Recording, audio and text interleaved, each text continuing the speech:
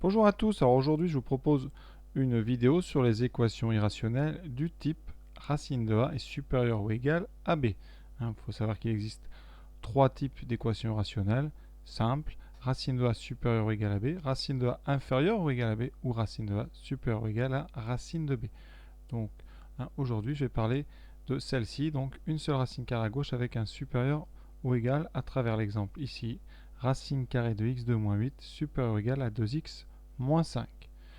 Donc c'est un sujet très difficile. Donc avant de le faire, je vais vous énoncer la propriété qui permet de le faire, évidemment, et après on va y aller tranquillement. Alors, afin de bien démarrer ce genre d'exercice, c'est bien de visualiser. Alors je vais allumer GeoGebra.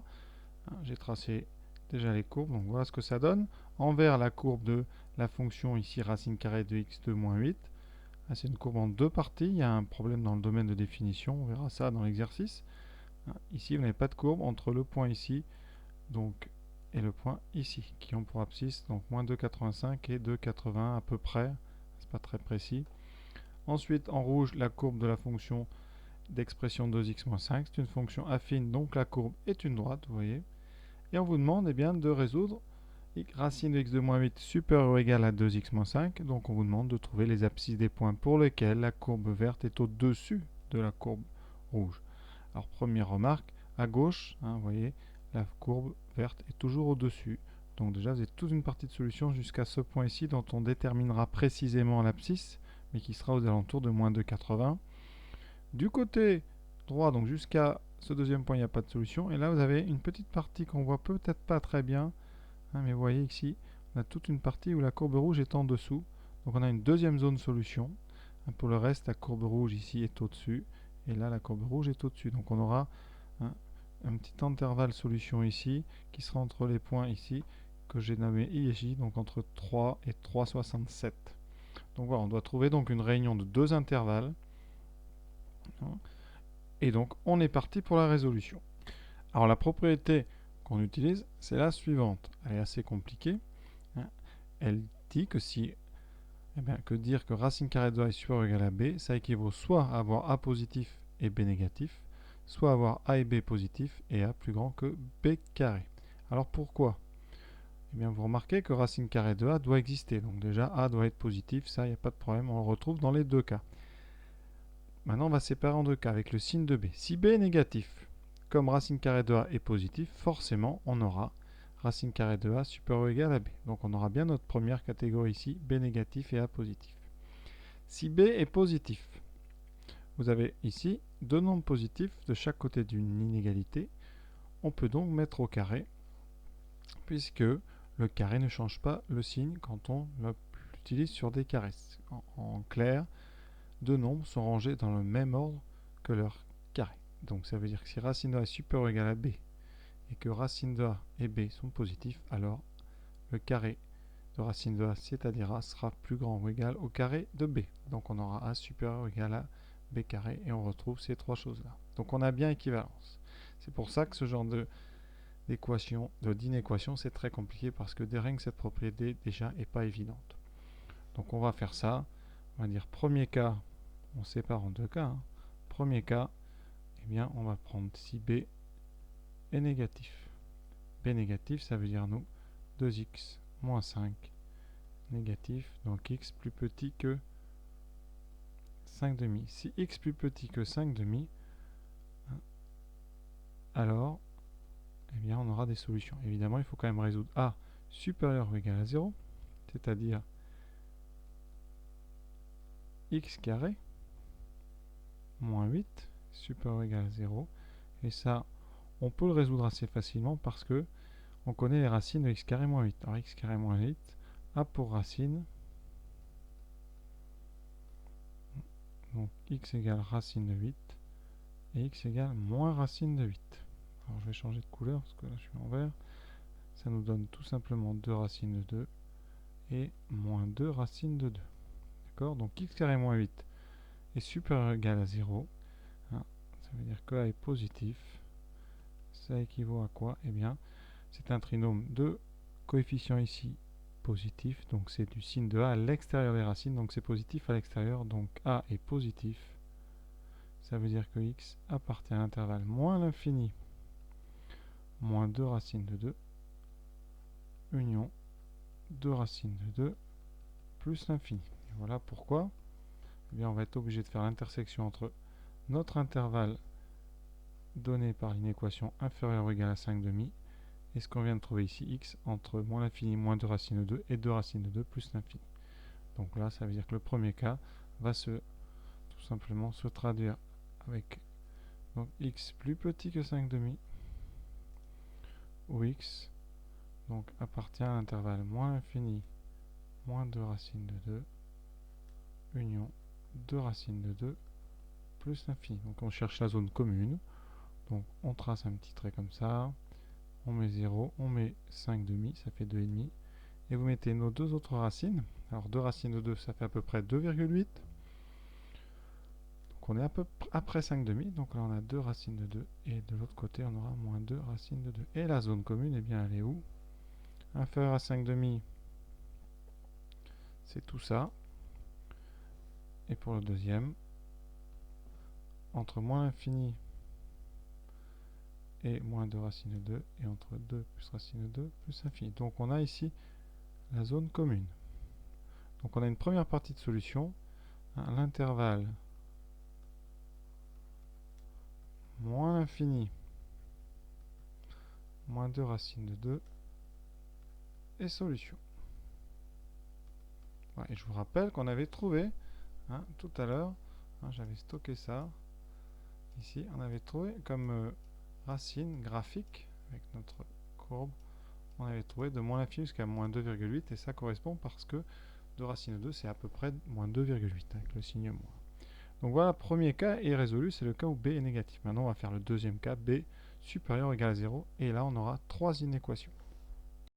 Voilà, donc le deuxième cas, qui est très difficile aussi. Donc c'est vraiment des exercices qu'on fait de moins en moins en première S, hein, je tiens à le signaler.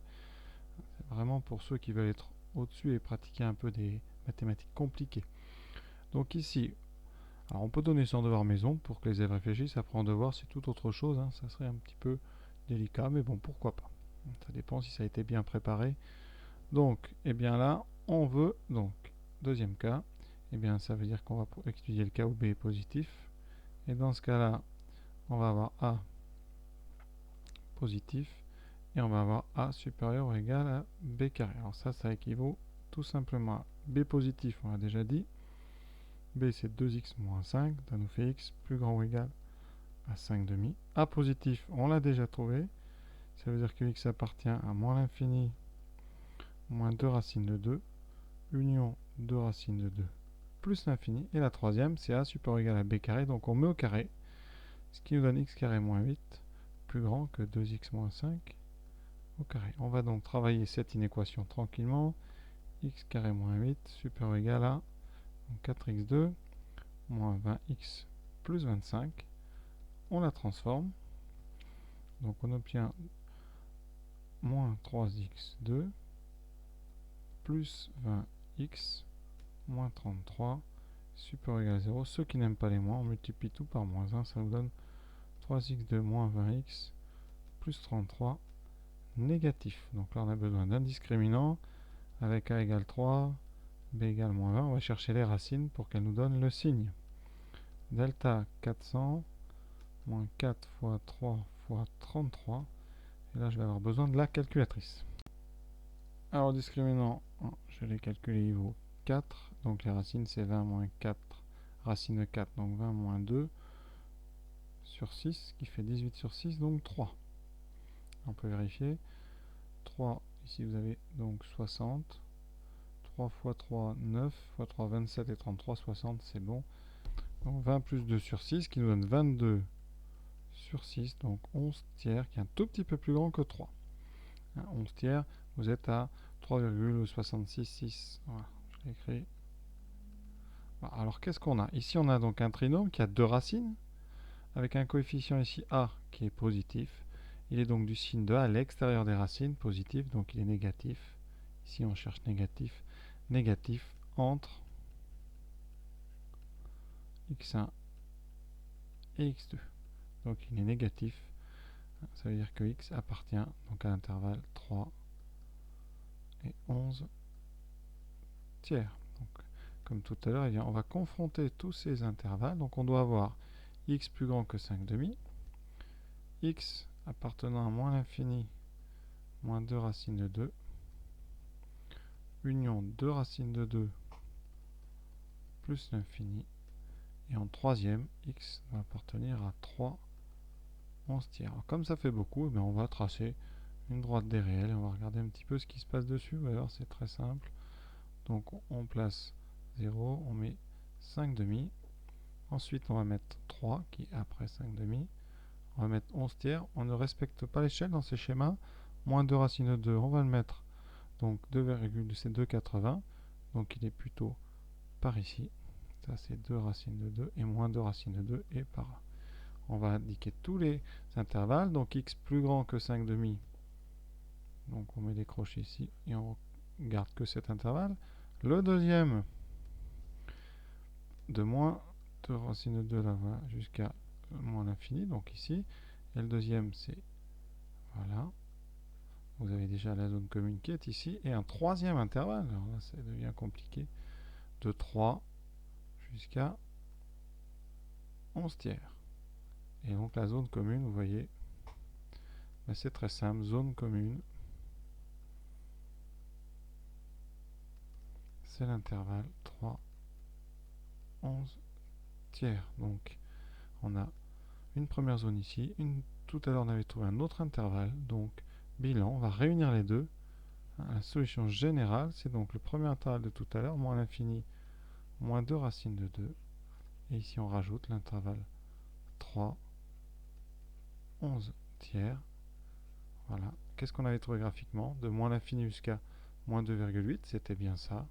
Et on avait trouvé de 3 jusqu'à 3,67. Et effectivement, eh bien 11 tiers, c'est bien 3,66 ici. Donc on a vraiment retrouvé ce qu'on avait sur le dessin. Alors la morale de cette histoire, c'est que ce genre d'exercice, c'est très compliqué. Ça nécessite une compréhension parfaite de tous les phénomènes ici des équivalences avec les inéquations, ou alors vous appliquez bêtement, mais là ça n'a pas de grand intérêt d'appliquer ça bêtement. Et la résolution est quand même plutôt difficile à cause de ces inéquations ici et ces ensembles qu'on intersecte. Donc vraiment, exercice à manipuler avec précaution, que je ne donne même plus en cours. En tout cas en devoir c'est trop compliqué parce qu'en temps limité c'est vraiment difficile. Et en devoir maison c'est presque trop long parce qu'il y a quand même beaucoup de travail. Donc voilà, alors c'est des beaux exercices, il n'y a rien à dire. Mais vraiment attention. Passez pas des heures et des heures à vous entraîner sur ce genre de choses si vous avez un contrôle prochain, sauf si c'est le thème du contrôle évidemment.